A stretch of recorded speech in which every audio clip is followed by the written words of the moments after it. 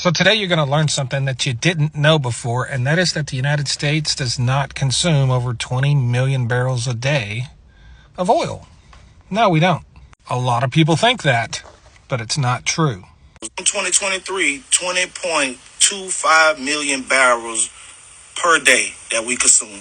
So Mr. Smart there is trying to prove the fact that we do consume 20 million barrels of oil a day, even though we don't. And that's because we consume 20.25 million barrels of petroleum a day. What does that mean? That means it's not oil. Yeah.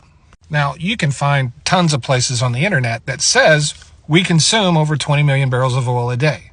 But they're using the word oil as a generic term. And most people don't understand that we don't. So if you're reading something from a journalist or from the media, it's probably going to say oil. If you read something from an official agency or from an energy company, it's going to say petroleum. So actually what we consume are all of the refined products from oil and the byproducts from natural gas. And this is important, and I'll tell you why. About 3.6 million barrels a day of what people call oil consumption is actually HGLs or hydrocarbon gas liquids. These are liquids that drop out of natural gas. This has nothing to do with oil whatsoever. So when we're consuming that 3.6 million barrels a day of HGLs, we're not consuming any oil whatsoever. One of the reasons they use the word oil is because they don't want to name off this 15 things here that we actually consume. Another problem when talking about oil consumption is that when you refine oil, you get more product out of it than what you started with. So there's 42 gallons in a barrel of oil. After you refine it, you get somewhere between 44 and 45 gallons of product. So there's like about a 5% gain in product when you refine 1 barrel of oil.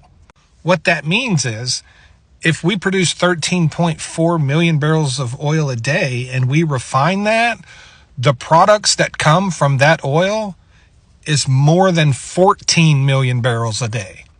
So when you consider the fact that there's actually a gain in product through the refining process, and you consider the fact that there's products here that don't come from oil but do come from natural gas, the whole idea of consuming 20 million barrels of oil a day and only producing 13.4 kind of goes out the window, because that's not the case. So when it comes to the refined products that are created from oil and from natural gas, the production and consumption numbers are very close, because we don't include the stuff we get from natural gas in the oil production numbers. No, we don't.